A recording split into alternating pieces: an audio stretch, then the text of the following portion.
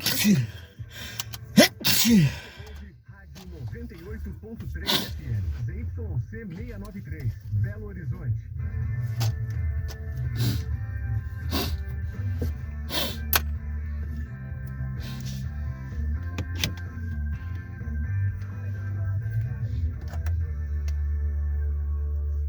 Começa agora, Central 98.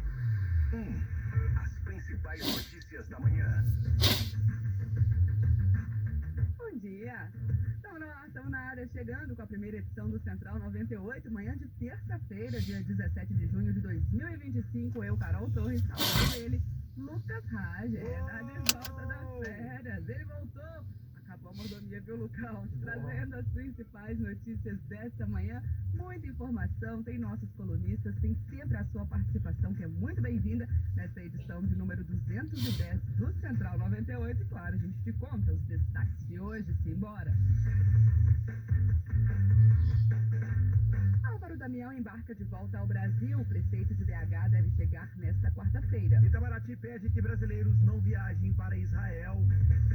Mais de 1 milhão de pessoas já foram vacinadas contra a gripe em BH. Defesa de Bolsonaro pede anulação do depoimento de Mauro Cid. Hoje é dia da coluna Até que Fora da Casa. Carmen Duque fala sobre os vídeos produzidos por inteligência artificial. No esporte, diretoria do Atlético avalia elenco para o segundo semestre. Cruzeiro conhece datas e horários das oitavas da Copa do Brasil. Central 98.1. Chegando no oferecimento da Claro, com o Prezão da Claro, todas as recargas são R$1 por dia. O Prezão tá na sua. Estrela Bet, promoção 1 milhão no instante, são 40 mil todo dia durante o Mundial e 1 milhão na final. CG Service, quando o assunto é gerador de energia para seu negócio, obra ou evento, procure a G-Service.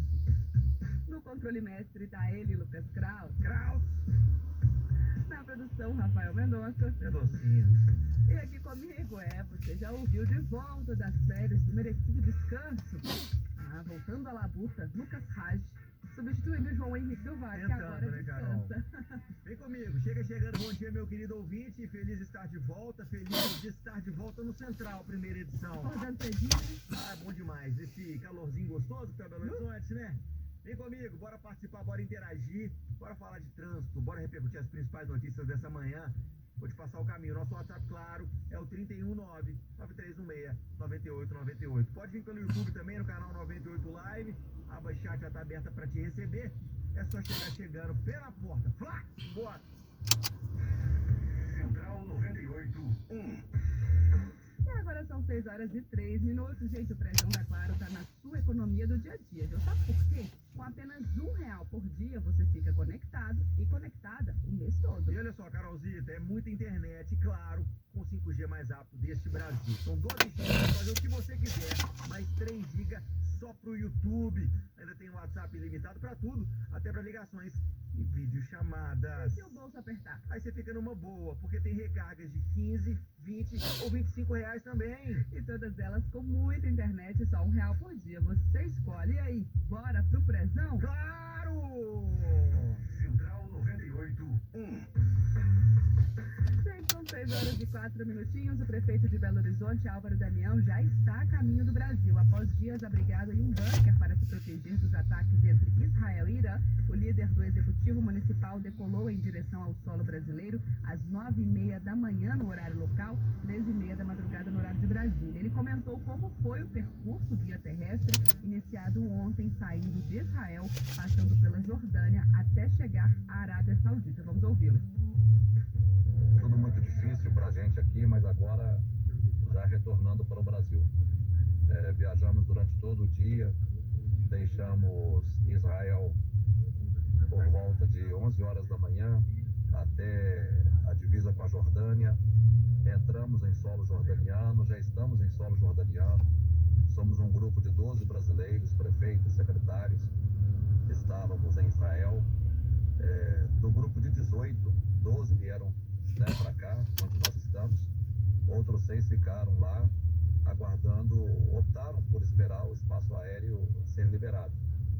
Nós tivemos essa oportunidade, com total segurança, oferecida pelo governo de Israel. Não tivemos problema nenhum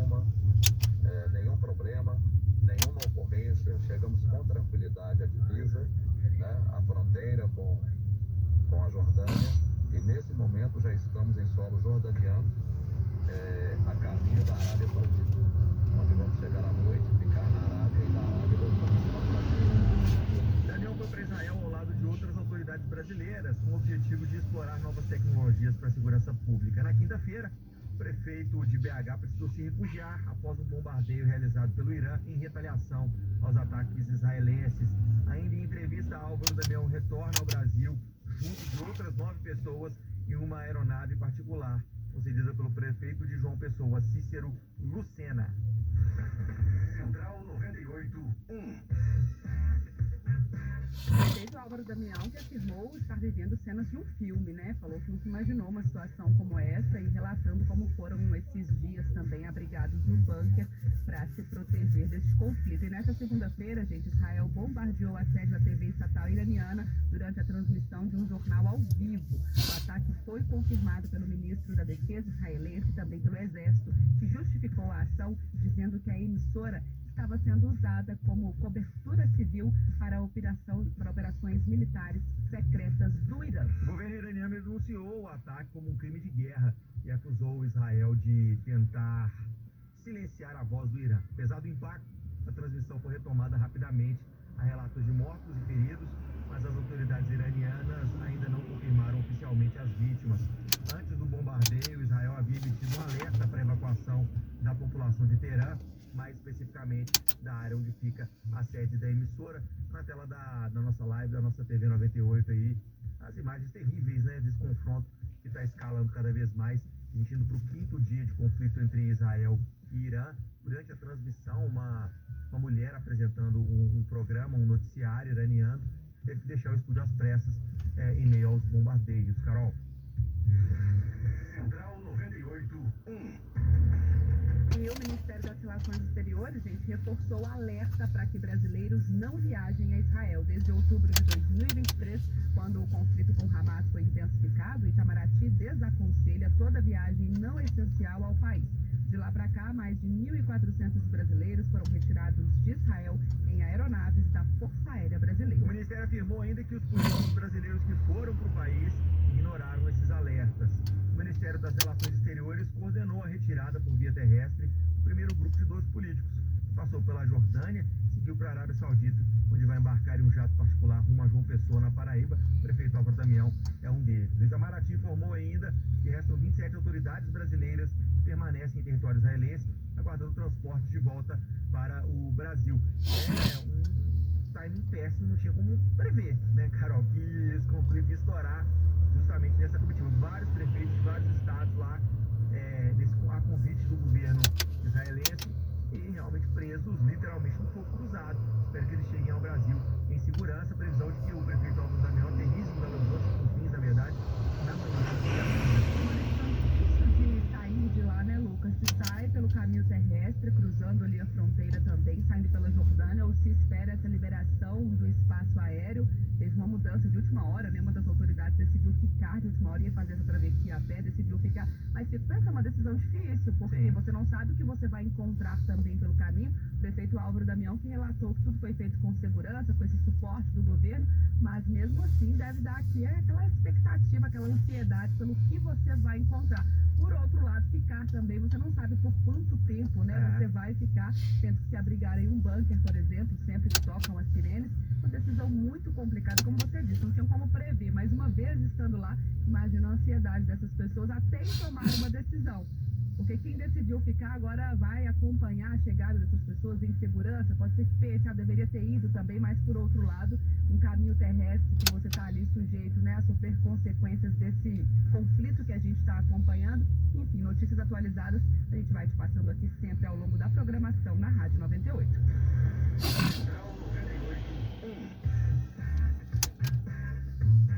Agora são 6h10. Vamos falar de vacinação, gente, porque Belo Horizonte ultrapassou a marca de 1 milhão de vacinas contra a gripe aplicadas desde o início da campanha de vacinação. No total, já são 1.100.000 doses aplicadas na população, alcançando 74,6% de cobertura dos grupos definidos como prioritários pelo Ministério da Saúde. Vale lembrar que a meta é de 90%. O total de vacinas aplicadas, cerca de 480 mil foram nos grupos definidos pelo Ministério da Saúde em crianças de 6 meses a 5 anos, 11 meses e 29 dias, idosos com 60 anos ou mais e gestantes. Desses grupos, o com menor cobertura vacinal é o das gestantes, com 48,6% o público-alvo. O imunizante que protege contra o vírus influenza A, o H1N1 e o H3N2, influenza B, segue disponível nos 153 centros de saúde, no serviço de atenção à saúde do viajante e também em pontos extras pela capital. E vale lembrar ainda que nos últimos 6 finais de semana, a Secretaria Municipal de Saúde utilizou a estratégia de vacinação extramuros com a aplicação de doses contra a gripe em praças, parques, shoppings e estações de ônibus. No último sábado e domingo, por exemplo, o município disponibilizou 4 locais onde foram imunizadas 1.514 pessoas, estratégia que vem dando certo, a gente está conseguindo aumentar a cobertura vacinal. 74,6% já é um número positivo comparando com o que a gente tinha antes, mas a gente ainda precisa alcançar os 90%, é assim que a gente protege a população como um todo, principalmente também aqueles que não podem ser imunizados, como os bebês menores de 6 meses de idade, que ainda não podem receber a vacina, mas que ficam mais protegidos quando o restante da população está vacinada, e aí a gente diminui essa transmissão do vírus pela cidade, pela comunidade como um todo. Então, se ainda não foi vacinar, está disponível nos 153 postos de saúde, no Centro de Atenção à Saúde do Viajante. Vá vacinar, leve seu filho e sua filha para a gente conseguir alcançar essa meta da cobertura vacinal exigida. O Central 98.1. Ô, Carol, ontem alguns relatos na internet de falta de vacinas em postos de saúde de BH e muito transtorno para vacinar na capital. Uma busca muito grande pela vacina, pela imunizante nesse momento. Vamos lembrar que essa campanha de vacinação contra a gripe está acontecendo há mais de mês. E a galera agora realmente está começando a ir aos postos de saúde. Já ter paciência e, claro, se você teve algum problema, alguma dificuldade de obter a vacina no posto de saúde, é relatar isso. A prefeitura via ouvidoria, via portal da PBH e pra gente aqui, no WhatsApp, claro, 31993169898. O que não pode é faltar vacina no braço do cidadão Belo Horizontino, Carol. Central 98.1. A Polícia Civil instaurou um inquérito nesta segunda-feira para apurar o caso de abandono de uma idosa de 72 anos que vive em um hospital da região centro-sul da capital mineira.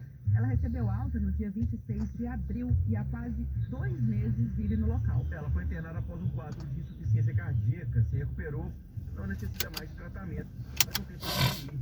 Segundo o hospital, os familiares afirmaram que não iriam buscá-la e enviaram uma mala com pertences básicos para a idosa. O fato se enquadra como crime de abandono de pessoa idosa.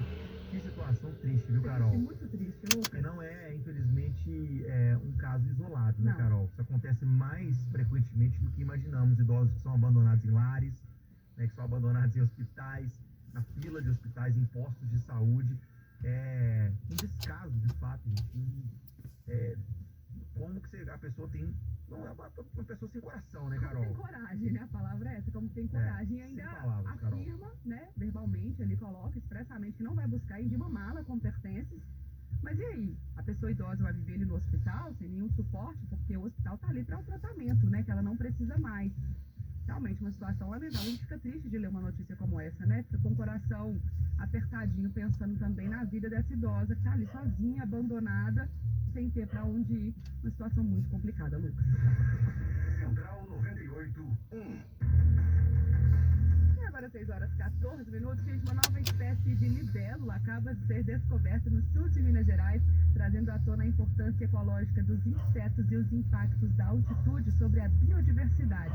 A identificação da espécie inédita ocorreu durante uma pesquisa conduzida em áreas de campos de altitude no município de Gonçalves e dentro da área de proteção ambiental Fernão Dias, unidade de conservação administrada pelo Instituto Estadual de Floresta. A nova libélula foi encontrada entre 1.250 e 1.670 metros de altitude, sempre próxima a riachos de águas correntes e em meio à vegetação da mata mista da Mata Atlântica, um bioma que, embora rico em biodiversidade, ainda é pouco explorado do ponto de vista entomológico, ou seja, do ponto de vista dos insetos. As libélulas são consideradas bioindicadores ambientais de excelência. Suas ninfas, que vivem na água, são predadoras de outros organismos aquáticos, enquanto os adultos ajudam a controlar populações de insetos em ambientes terrestres. Essas características fazem das libélulas componentes-chave nas cadeias alimentares e na manutenção do equilíbrio ecológico. importantíssima notícia por causa, não só a nova espécie, mas saber que essa área de conservação está bem, né? É um sinal de que a natureza está viva e forte aí nessa nossa Minas Gerais. O sul de Minas que está geladíssimo. Deve estar geladíssimo. Falou o nosso biólogo, Lucas Rages. Ah, Daqui a pouco vou fazer Carol. mais perguntas Morro sobre de a medo de libélula. libélula, viu, Carol? Gente, o Lucas é um biólogo, pra quem não sabe, além de jornalista, o Lucas é biólogo De também. apartamento. Mas ele morre de medo de qualquer inseto. Eu nunca vi um biólogo que tem tanto medo de inseto. O que é isso, Lucas? Ah, não sei, Carol. Ah, como assim biologia? Biologia com medo de inseto. Às vezes eu mando pra ele uma foto, Lucas, que bicho é Não esse? faço ideia. Ele não faz Tira de ideia. perto de mim. Tá, ele tá perto de você, então sai correndo. Essa é a dica do nosso biólogo, Lucas Rages. Eu sei que você fez jornalismo também, viu, Lucas? Central 98.1.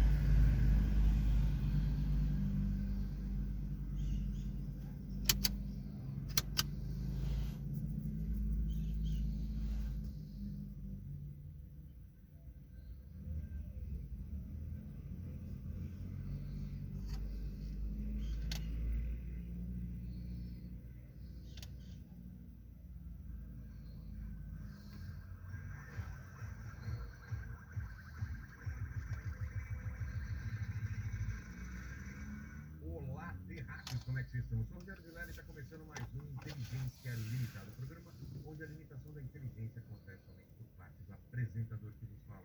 Você que terá pessoas mais inteligentes, mais interessantes, com a vida muito mais histórica do que a minha do Castilho. Muito mais que a minha, que a sua eu não sei. Eu entendi. Muito velho.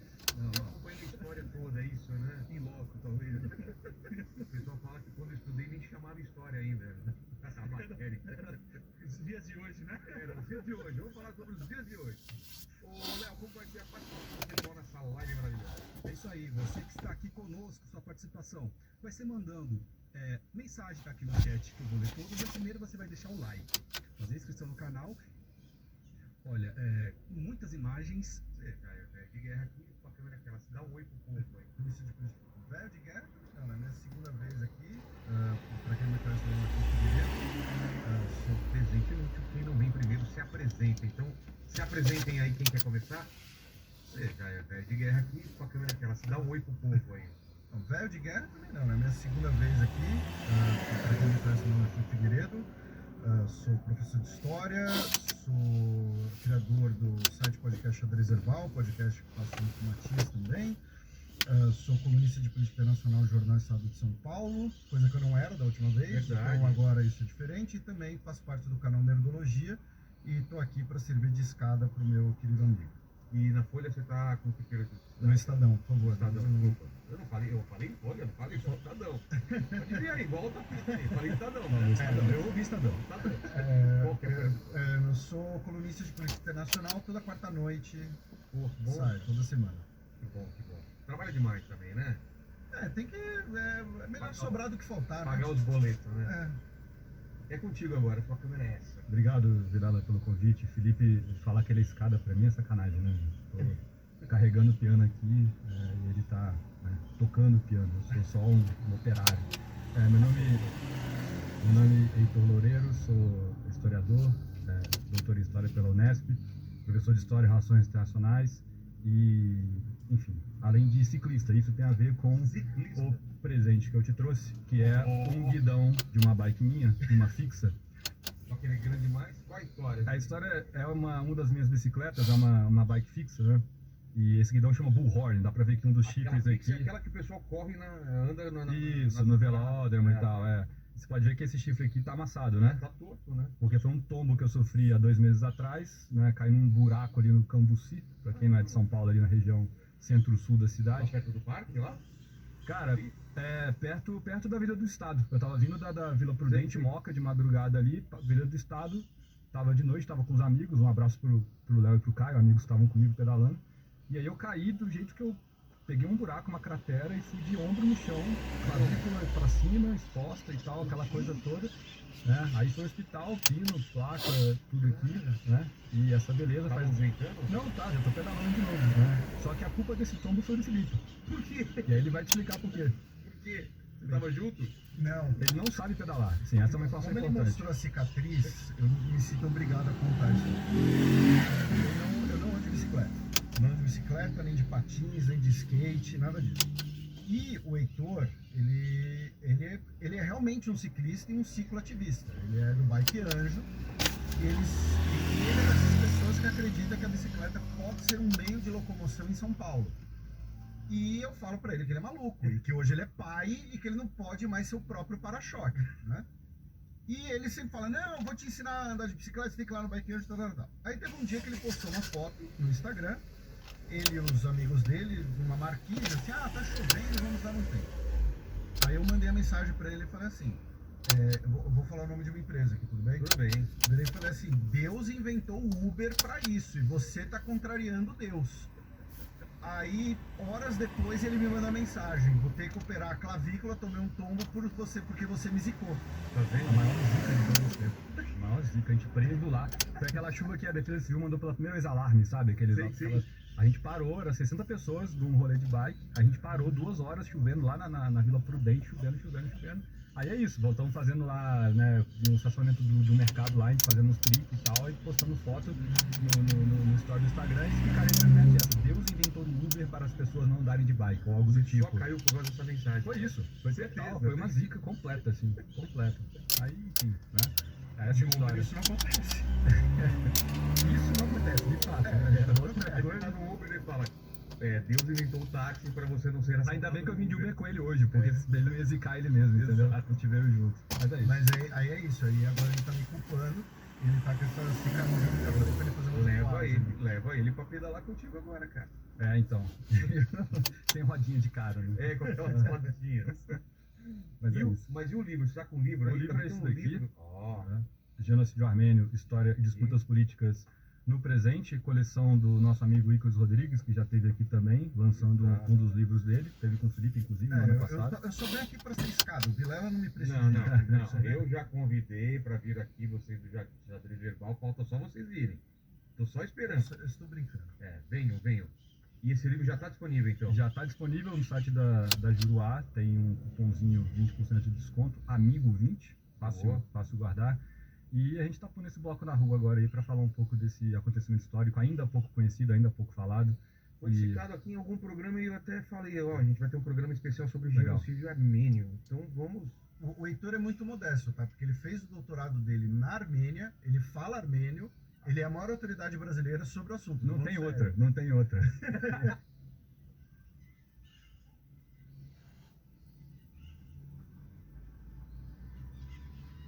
Procurei. Alguém no chat vai falar. Então. Não, o Felipe também foi pra Armênia algumas vezes. Ele também tá. Mas eu não falo armênio. Mas aí é questão. Falo Zucaran, que é banheiro. Banheiro, é.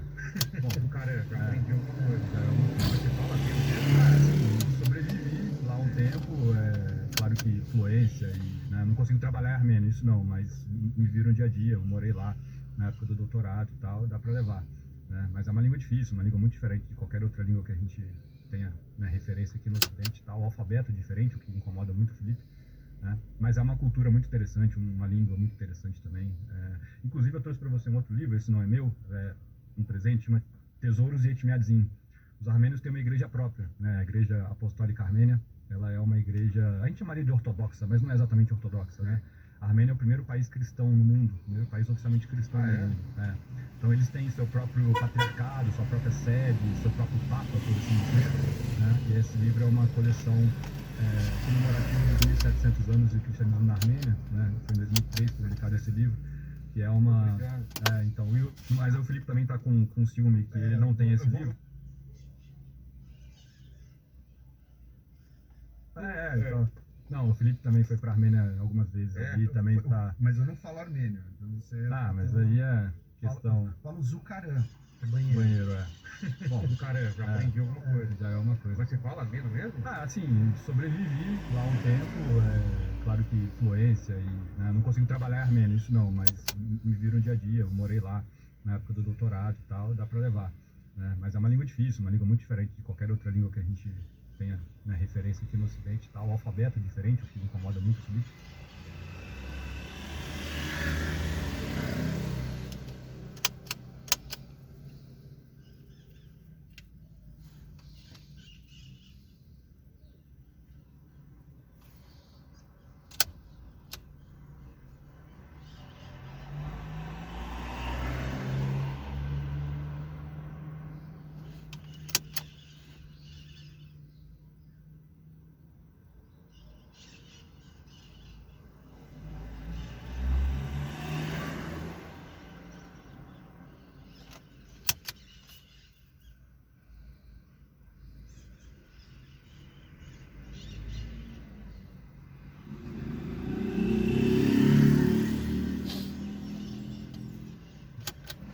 Mas é uma cultura muito interessante, uma língua muito interessante também.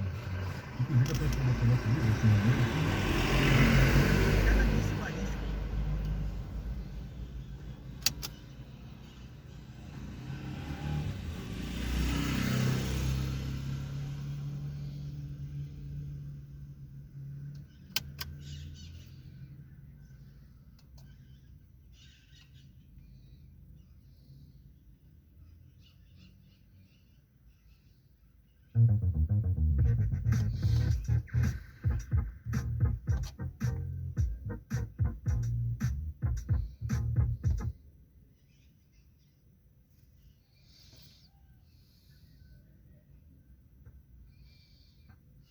São Paulo, coisa que eu não era da última vez, Verdade. então agora isso é diferente, e também faço parte do canal Nerdologia.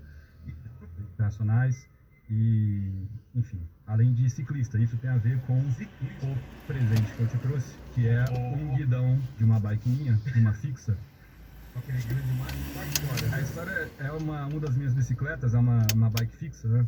E esse guidão chama Bullhorn, dá pra ver que um dos Aquela chifres fixa é aqui... aquela que o pessoal corre anda Isso, no velódromo e tal, é. Você pode ver que esse chifre aqui tá amassado, né? Tá torto, né? Porque foi um tombo que eu sofri há 2 meses atrás, né? Caiu num buraco ali no Cambuci, pra quem não é de São Paulo, ali na região centro-sul da Tá cidade. perto do parque lá? Cara, perto da Vila do Estado. Eu tava vindo da Vila Prudente, Moca, de madrugada ali, Vila do Estado. Tava de noite, tava com os amigos, um abraço pro Léo e pro Caio, amigos que estavam comigo pedalando. E aí eu caí do jeito que eu peguei um buraco, uma cratera, e fui de ombro no chão, clavícula pra cima, exposta e tal, aquela coisa toda. Né? Aí foi hospital, pino, placa, tudo aqui, né? E essa beleza Tá faz... movimentando? Não, tá, já tô pedalando de novo, né? Só que a culpa desse tombo foi do Felipe. Por quê? E aí ele vai te explicar por quê. Por quê? Você tava junto? Não. Ele não sabe pedalar. Assim, essa é uma informação Como ele importante. mostrou a cicatriz, eu me sinto obrigado a contar a história. Eu não ando de bicicleta. Não ando de bicicleta, nem de patins, nem de skate, nada disso. E o Heitor, ele é realmente um ciclista e um cicloativista. Ele é do Bike Anjo. E ele é dessas pessoas que acredita que a bicicleta pode ser um meio de locomoção em São Paulo. E eu falo pra ele que ele é maluco, e que hoje ele é pai e que ele não pode mais ser o próprio para-choque, né? E ele sempre fala, não, eu vou te ensinar a andar de bicicleta, fica lá no Bike Anjo, Aí teve um dia que ele postou uma foto no Instagram, ele e os amigos dele, uma marquise, assim, tá chovendo, vamos dar um tempo. Aí eu mandei a mensagem pra ele e falei assim, eu vou falar o nome de uma empresa aqui, tudo bem? Tudo bem.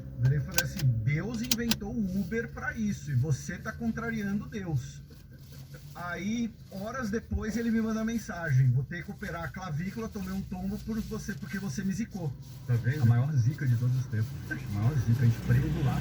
Daquela chuva que a Defesa Civil mandou pela primeira vez alarme, sabe? Sim. A gente parou, era 60 pessoas num rolê de bike. A gente parou 2 horas chovendo lá na Vila Prudente, chovendo. Aí é isso, voltamos fazendo lá, né, no estacionamento do mercado lá, a gente fazendo uns tricks e tal, e postando foto no story do Instagram, e esse picareta mete essa. Deus inventou o Uber para as pessoas não andarem de bike, ou algo do tipo. Só caiu por causa dessa mensagem. Foi isso, foi certeza, foi uma zica completa, assim, completa. Aí, enfim, né? É essa história. Isso não acontece. Isso não acontece, de fato, né? Agora no Uber ele fala, Deus inventou um táxi pra você não ser... Ainda bem que eu vim de Uber com ele hoje, porque esse daí não ia zicar ele mesmo, entendeu? Não tiveram juntos. Mas é isso. Mas aí é isso, aí agora ele tá me culpando, ele tá com essa cicatriz, eu já falei pra ele fazer uma Leva ele pra pedalar contigo agora, cara. Então. Sem rodinha de cara, né? Com aquelas rodacinhas. Mas é isso. Mas e o livro? Você tá com o livro? O livro é esse daqui?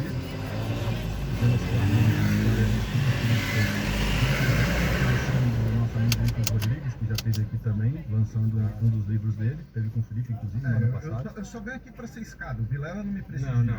Eu já convidei pra vir aqui, vocês já verbal, falta só vocês irem. Tô só esperando. Eu estou brincando. Venham. E esse livro já tá disponível, então? Já está disponível no site da Juruá, tem um cupomzinho 20% de desconto, Amigo 20, fácil guardar. E a gente está pondo esse bloco na rua agora aí para falar um pouco desse acontecimento histórico, ainda pouco conhecido, ainda pouco falado. Foi citado aqui em algum programa e eu até falei, a gente vai ter um programa especial sobre os genocídios de Armênio. Então vamos... O Heitor é muito modesto, tá? Porque ele fez o doutorado dele na Armênia, ele fala armênio, ele é a maior autoridade brasileira sobre o assunto. Não tem outra. Procurei. Alguém me quer falar. Então, não, o Felipe também foi pra Armênia algumas vezes. Ele também tá... Mas eu não falo armênio. Mas ali O cara já aprendeu alguma coisa. Já é uma coisa. Mas você fala armênio mesmo? Assim, sobrevivi lá um tempo, claro que fluência e não consigo trabalhar armênio, isso não, mas me viram dia a dia, eu morei lá na época do doutorado e tal, dá pra levar. Mas é uma língua difícil, uma língua muito diferente de qualquer outra língua que a gente tenha, né, referência aqui no Ocidente e tal, o alfabeto é diferente, o que incomoda muito o Felipe. Né? Mas é uma cultura muito interessante, uma língua muito interessante também. Inclusive eu trouxe para você um outro livro, esse não é meu, um presente, mas Tesouros e Etimedes Índios. Os armênios têm uma igreja, a Igreja Apostólica Armênia, ela é uma igreja, a gente chamaria de ortodoxa, mas não é exatamente ortodoxa, né? A Armênia é o primeiro país cristão no mundo, o primeiro país oficialmente cristão no mundo.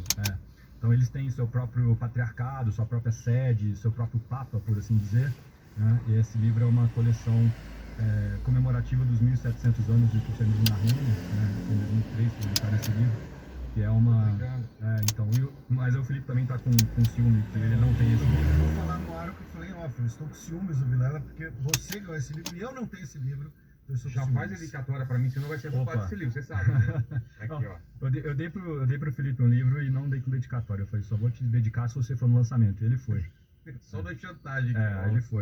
Ele foi. Mas, senhores, a gente pode começar pelo contexto do mundo, o que estava acontecendo na época?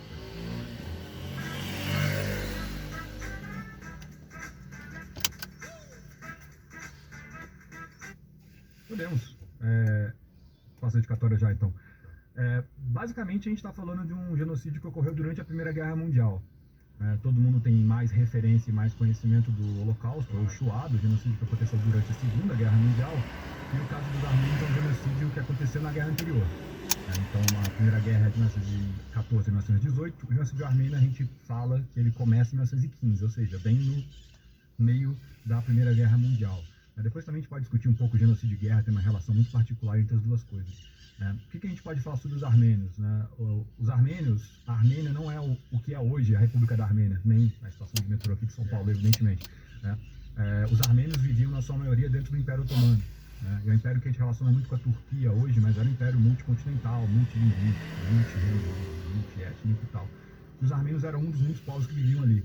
E durante a Primeira Guerra Mundial, vai ter uma série de confluências históricas que a gente pode falar também, os armênios se tornam alvo desse genocídio, desse processo de extermínio sistemático dessa minoria. E aí uma coisa importante para a gente lembrar todo mundo que está assistindo a gente, que os armênios são cristãos, como eu acabei de falar. O Império Otomano, ele era majoritariamente muçulmano, inclusive seu governo, a sua gerência naquele momento.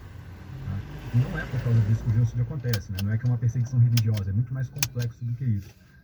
Mas para a gente começar essa conversa, eu acho que esses marcos são importantes, né? Aconteceu um genocídio durante a Primeira Guerra Mundial, antes mesmo da palavra genocídio existir, né? Não tinha essa palavra, é uma palavra relativamente nova. Ela é cunhada depois do Holocausto? Ela é cunhada depois do Holocausto por um judeu polonês chamado Rafael Lemkin. Ele se dedica, ele é mesmo um refugiado sobrevivente do Holocausto, e ele se dedica a estudar massacres e morticínios em massa que haviam acontecido na história, inclusive dos armênios, e aí ele cria uma palavra nova, né, para esse chamado crime sem nome, que era como o Churchill havia chamado o Holocausto. E o Holocausto é uma palavra ruim também, porque Holocausto significa sacrifício pelo fogo, né? Então dá aquela ideia de que os judeus se sacrificaram, né? E não é essa a conotação do Holocausto. O termo que os armênios utilizavam antes era o grande crime, ou o grande crime sem nome. Metzirhen, né? O grande crime. Nesse sentido de...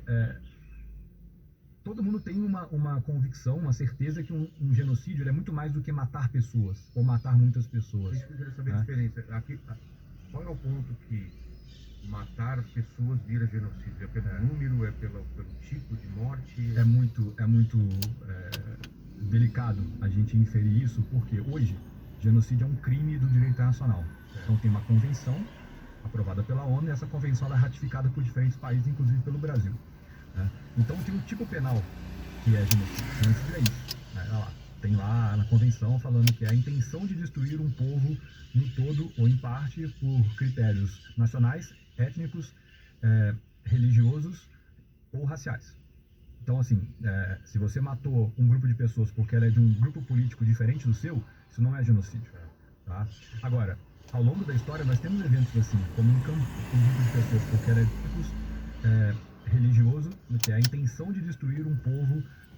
Então, tem um tipo penal que é genocídio. Genocídio é isso. Então tem uma convenção aprovada pela ONU, e essa convenção é ratificada por diferentes países, inclusive pelo Brasil. Então tem um tipo penal que é genocídio. Genocídio é isso. Olha lá. Tem lá na convenção falando que é a intenção de destruir um povo no todo ou em parte por critérios nacionais, étnicos, religiosos ou raciais. Então, assim, se você matou um grupo de pessoas porque ela é de um grupo político diferente do seu, isso não é genocídio. Tá? Agora, ao longo da história, nós temos eventos assim, como no Camboja, por exemplo. Uma perseguição política do governo cambojano do Khmer Vermelho contra uma parte da sua população que era dissidente política. E aí a gente acaba tendo esses problemas que é o seguinte, às vezes o direito ele normativa problematiza algo, mas a realidade objetiva é diferente. Por exemplo, a gente está aqui conversando e se o Felipe, se eu pegar o celular do Felipe e colocar no meu bolso, no final ele vai falar, fui roubado. Eu chegar na delegacia e falar, pô, eu fui roubado no programa do Vilela. O delegado vai perguntar, você foi roubado? Alguém botou uma arma na sua cabeça, te ameaçou? Você foi furtado. Para ele pouco importa, porque para ele o que importa é que o celular dele não está mais com ele. Só que para o direito importa, porque são penas diferentes, inclusive. Né? Então, toda essa questão de genocídio, se algo é genocídio ou não, e a gente pode conversar mais para frente sobre isso, inclui também essa tipificação.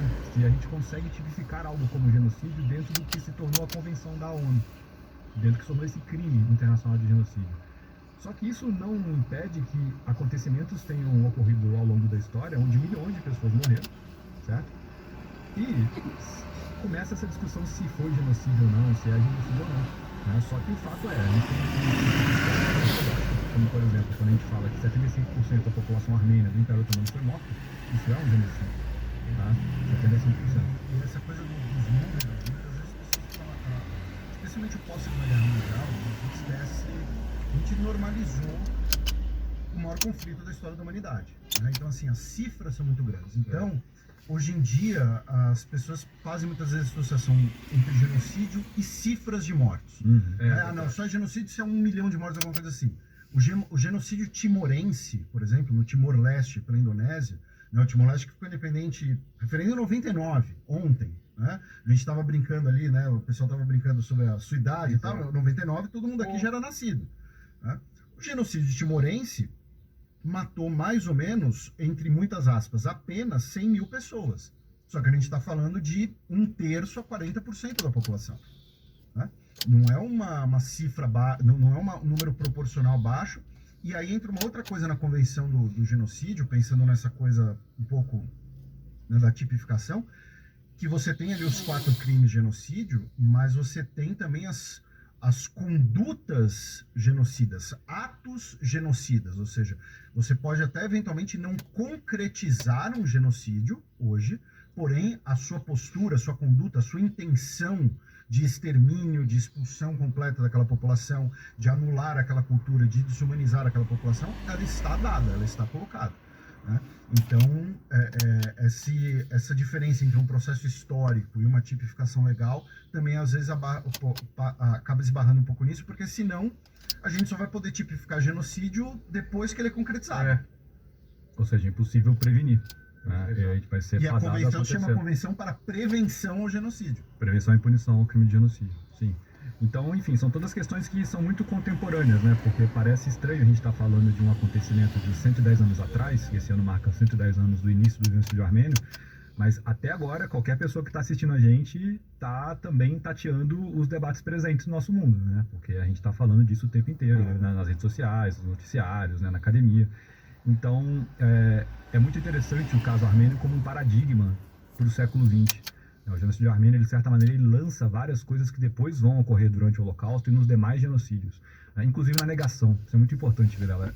O genocídio ele é premeditado, executado e negado. A negação também é parte do genocídio. Ninguém se orgulha ou bate no peito e fala, realmente tentamos um genocídio. Então... Os nazistas não fizeram isso em nenhum momento, eles negaram. Eles negaram, mas pelo menos... Eles tentaram esconder. Isso, queimaram um campo de concentração, demoliram uma... Mas assim, pelo menos houve Nuremberg, houve julgamento para estabelecer que aquilo ali... Não estabeleceu que os julgamentos de Nuremberg não usaram a palavra genocídio, né? Usaram a palavra, mas não o tipo penal. Né? Lá foi o tipo penal crimes contra a humanidade.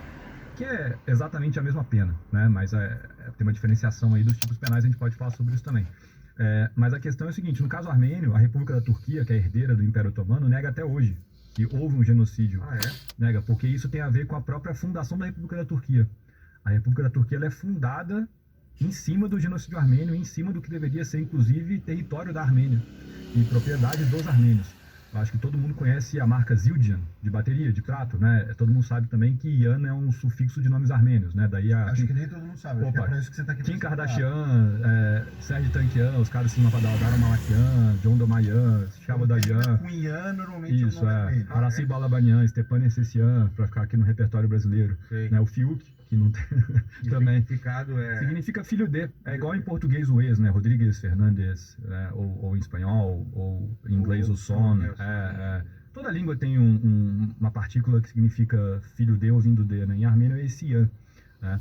Então, o Zildjian, né, quando eu estava falando dos pratos de bateria, é originalmente uma empresa armênia, né, a Vediz Zildjian, que eram os armênios que trabalhavam com cobre no Império Otomano e faziam esses chimbais, né, esses pratos para música.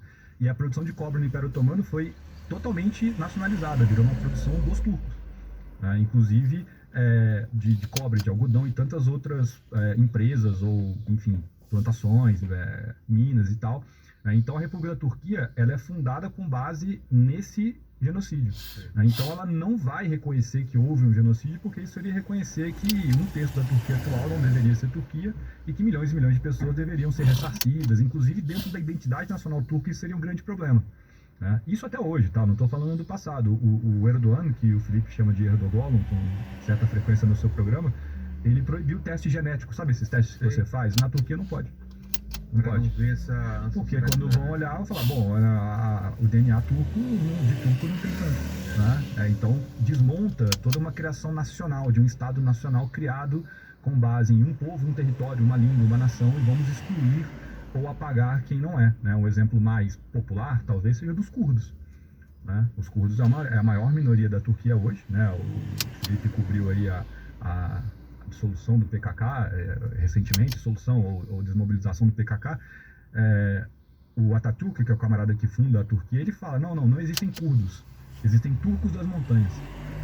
Que é um negócio, é como você fala, não tem Yanomami, tem brasileiro da floresta. Sim, ou seja, você nem... Puta, acho que você deu uma ideia pra alguém agora. Cara, isso daí vai rolar, cara. Se eu conheço bem o Brasil, uma hora vai rolar. Mas é porque você tira do outro o direito de ter a sua própria identidade, né? Fala assim, não, você não é Yanomami, você é brasileiro, né? Então aí, aprende a falar português, usa a nossa roupa, sacou? É um negócio que parece estar integrando, mas você não está integrando, né? Você está, na verdade, legitimando uma violência. Então, isso tudo aconteceu durante o genocídio armênio, né? E essa negação é muito importante, porque... imagina que você perdeu sua família, você sobreviveu no orfanato em Alepo ou em Beirute, pegou um navio, veio para o Brasil, sua família aqui na 25 de março lutou lá para conseguir, né, sobreviver e eventualmente conseguiu prosperar, enriquecer. Hoje na 4ª geração, imagina, né, essas pessoas todas que compõem a comunidade armênia de São Paulo, ou de Buenos Aires, ou de Los Angeles, ou tantas, ter que provar de que houve um genocídio.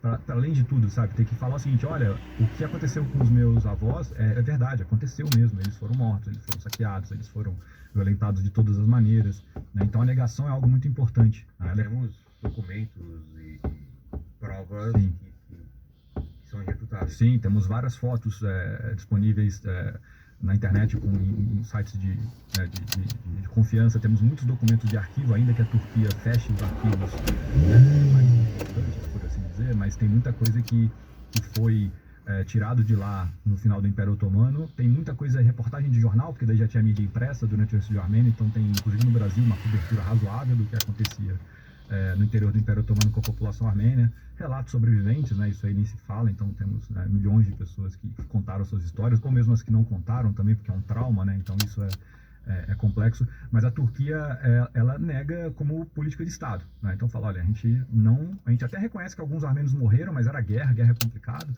né? Mas não como uma política de extermínio sistemático. Aliás, que mapa que a gente pode colocar para o pessoal entender o que a gente está falando? Mapa de que época? Tem um mapa que ele mostra os armênios no Império Otomano, né? Então, que aí a gente vai conseguir ter uma ideia de... Então, desculpa te Não, por favor. Pode ser interessante, isso é a República da Armênia atual, mas acho que seria interessante o Heitor explicar para a galera, primeiro, por que os armênios estavam dentro do Império Otomano. Né? Tá. Passa para mim, tem um outro mapa que tem um delinear vermelho, sem ser esse, que é um mapa que dá para entender onde os armênios estavam dentro do Império Otomano. Tá? Mas a questão é a seguinte, os armênios, eles são um povo que reivindicam que eles são nativos daquela região, que eles são autóctonos daquela região. Esse mapa, ótimo. Sabe o que eu e o Globoplay amamos? História boa. Pode ser drama. Ai, minha filha, eu acho que você tem que fazer uma terapia. Então, ali, a parte que está em vermelho são... A Turquia hoje em dia é toda aquela área, né, que vai até perto da Grécia, lá para cima. Isso, a Turquia... Istmo lá. Isso, a Turquia pega ali a parte, né, que eles chamam de Trácia, que é a parte que fica na Europa, né, e a parte que fica na Ásia chamam de Anatólia. Então 90% da Turquia na Anatólia, 10% na Trácia. Né. Essa parte em vermelho era onde vivia a maioria dos armênios do Império Otomano. Eles chamam isso de Planalto Armênio. né? Não por acaso, certo? Os armênios se dizem autóctones dessa região, então eles reivindicam a sua origem lá. Você vai lembrar, Vilela, aí você não era contemporâneo, né? Mas da escola você estudou a Mesopotâmia, certo? Sim. Aí Alguns diriam que estive lá. Não era na aula de atualidade, tenho certeza. Aí você vai lembrar que tinha a Suméria, a Babilônia e a Síria. Sim. Os armênios seriam um povo mesopotâmico do norte da Síria, ou seja, estaria acima, né, no norte, justamente nessa região rachurada em vermelho. Né? E esse povo armênio, essa região é muito importante, porque é uma região que hoje a gente não fala muito sobre ela, mas é uma região que por muito tempo foi o coração do mundo. Se você parar para olhar, ali é uma encruzilhada, né? Liga a Europa, a Ásia com a região da Rússia, com o Oriente Médio. Acesso para a África, lá para baixo. Isso, é uma região central, né? Essa região é a mais importante do mundo por milênios. A humanidade existe há mais tempo nessa região do que no eixo atlântico, que é o que a gente está acostumado, né? Então, e os armênios são dali. E é uma região, por ter uma localização dessa, uma região que durante a história, ela foi conquistada e disputada por vários povos. Né? Então, os armênios meio que se acostumaram a estarem dentro de impérios que não eram seus, né? Eram tantos outros. Então, a gente teve Império Persa, Império Bizantino, Impérios Árabes em suas diferentes nomenclaturas, Império Russo, até que vem o Império Otomano. E aí, a gente tem que lembrar que os turcos não são originais dessa região. Os turcos, eles vêm das estepes da Ásia, lá da região do que hoje é a China, do que hoje é a Mongólia, eles vêm migrando em direção ao ocidente. Junto com os mongóis. Isso. Eles vêm migrando, e é por isso que tem na Ásia Central o Turcomenistão, por exemplo. Né? Ou seja, eles vêm migrando, porque eles são povos nômades, eles vêm migrando em busca de melhores recursos, né? Isso ao longo dos séculos. Chega nessa região, eles se islamizam, né? Com os turcos que a gente chama de seljúcidas. Se islamizam. Se encontram ali com o Império Persa, né? Em um confronto com o Império Persa, mas eles pegam dos persas a religião islâmica. Né? E aí, eles entram nessa região da Anatólia, né? Eles vão tretando justamente com o Império Romano do Oriente, ou o Império Bizantino, como queira, né? E os armênios estão ali. Os armênios estão naquela região. Então, os armênios, eles ficam como sendo vassalos, ou sendo subordinados aos impérios turcos que estão naquela região. Primeiro os seljúcidas, depois o Império Otomano. Tá? O Império Otomano é fundado ali no final do século XIII. Tá? Então, os armênios, eles são uma minoria cristã no Império Muçulmano. Isso que é importante a gente entender. Como eu falei mais cedo, os armênios são o primeiro povo cristão do mundo. Tá? Antes de Roma, os armênios proclamaram oficialmente a religião cristã como oficial do seu reino, justamente para poder navegar melhor nessa região do mundo. E essa proclamação tem um pouco a ver com o que o Heitor estava explicando, porque os armênios, nesse momento, a gente está falando do ano 300, início do século IV, 303, né? Sim, 301, 303. Eles estavam prensados com os persas de um lado, que eram os zoroastras, e os romanos do outro, que eram pagãos. E aí, a evangelização na atual Armênia, né, que começa com São Bartolomeu, né, ele é um dos evangelistas, mas é o principal, e 2 séculos depois, o rei se batiza, se converte ao cristianismo, mas também com uma maneira de falar, olha só, a gente não é nem pagão nem zoroasta, essa briga não é nossa. A gente está aqui na nossa, na boa, né? Mas o processo de evangelização já havia começado. E a Armênia tem uma coisa muito curiosa, que a Armênia também teve influência romana, também teve influência persa. A Armênia é uma... Eu não estou aqui como... Né, mas assim, a Armênia é uma viagem incrível. Quem puder um dia ir, vá. Recomendo inclusive para você. E o templo romano mais ao oriente do mundo está na Armênia. É o templo de Garni, que é um templo romano que depois virou uma igreja, aí demoliram, enfim. Então, a cristianização dos armênios também tem ligação com esse fato, o fato deles estarem prensados entre vários impérios. Sim. E nesse sentido, os armênios como cristãos, dentro de um império muçulmano, eles têm alguns direitos e alguns deveres. Então, por exemplo, eles não podem servir ao exército, porque eles são cristãos. Eles têm direito de manter a sua fé, sua língua, sua identidade, desde que eles paguem certos impostos e jurem lealdade ao sultão otomano, né? Porque os cristãos são povos do livro, né? Assim como o Islã, assim como o judaísmo. Então, dentre os povos do livro, né, há essa ética, porque no fundo as religiões têm a mesma raiz, né? As abraâmicas, assim chamadas. Então, os armênios vivem por séculos dentro do Império Otomano com algum tipo de acomodação, certo? Não tem conflito todo dia, não é guerra santa